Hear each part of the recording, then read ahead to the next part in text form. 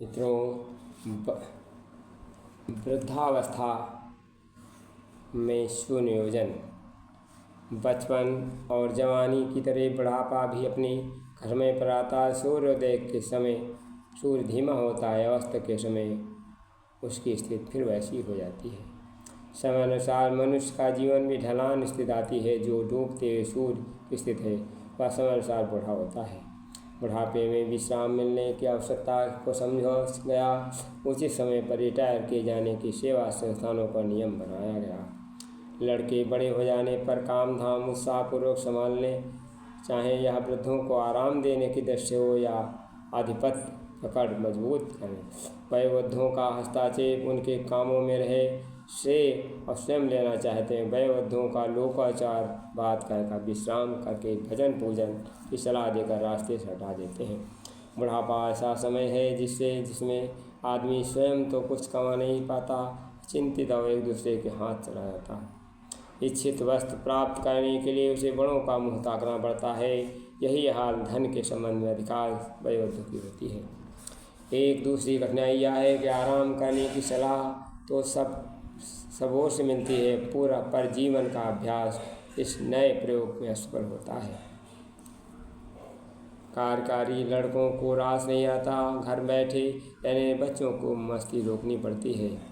वृद्धाओं का हाल इससे बुरा होता। घर को उन्होंने बनाया सजाया था, पर बहुओं के हाथ में चली जाने पर हस्तक्षेप करने की स्थिति नहीं होती। पुरानी नई संस्कृति का तालमेल नहीं बैठता। बहुएं और वयस्क लड़के लड़कियां तैयार नहीं होती। संभावनाओं के समय में पूर्ण समझ लेना चाहिए। शारीरिक मानसिक दृष्टि से एक ऐसी विपत्ति का फंसना समस्या वास्तविक में हल निकालने की दृष्टि से भी है। समाज और सामाजिक आवश्यकताओं के समाधान का योगदान मिलने की दृष्टि से रिटायर और वृद्धजनों को स्वास्थ्यकारों को विचारशील तक परामर्श एक ही परामर्श से लोकहित परमार्थ प्रयोजनों में लगाने का नया कार्यक्रम अपनाना चाहिए। वानप्रस्थ का मतलब ये नहीं वन गुफाओं में चले जाएं, किसी आश्रम में कोठरी में चले जाएं, पूजा पाठ के बहाने एकांतवास पटगस्ती पर युवावस्था में प्रवेश करने पर पत्नी सुख पैसा कमा यार दोस्त शौक उत्साह भी होता है। बुढ़ापे में भी सताती है। नौकरी कृषि व्यवसाय निवृत्त होने वानप्रस्थ नया का जीवन का अपनाया जाना चाहिए। वानप्रस्थ में सरलतम कार्य बाल संस्कार शालाएँ, पौध शिक्षा, विद्यादान, घरेलू शाक वाटिका, तुलसी चिकित्सा, व्यायामशाला, जन्मोत्सव, झोला, पुस्तकालय, प्रज्ञा पुराण कथा जैसे कार्यक्रम ऐसे हैं जिन्हें थोड़ा प्रण करके चलाने में विदा स्वयं सीखी जाती है। समाज सुधार के कार्य में दहेज, ऊंच नीच भावना उन्मूलन जैसे कार्य भी हाथ में ले जा सकते हैं। सामूहिक श्रमदान की छोटी सी मंडली भी गठित की जा सकती है। वानप्रस्थों में अपने घर में रहकर निजी स्थान में कार्य करने की इच्छा, अन्यत्र रहने के वजह से बड़े क्षेत्र काम करने की इच्छा हो तो समीपवर्ती किसी प्रज्ञा स्थान में जा सकते हैं। बुढ़ापे के लिए इससे अच्छा शानदार कार्य नहीं हो सकता है।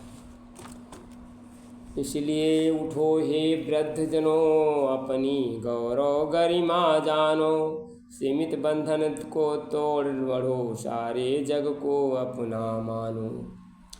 अब तक अपने बुद्धि बल से तुमने अर्जित धन ज्ञान किया, परिवार के बंधन में बंध कर बस अपना ही कल्याण। अब आत्मज्ञान को धारण कर कुछ ऐसा नव निर्माण करो, धरती पर स्वर्ग उतर आए कुछ ऐसा शुभ अभियान करो। जागो भारत के सन्यासी, ये समय नहीं है सोने का, भारत माँ के आंसू पोंछो, ये समय नहीं खुद रोने का। भूल गए निज रूप को अब तो लो पहचान, भारत माँ के पुत्र हो ऋषियों की संतान। धन्यवाद। जो अच्छा शेयर कर दें।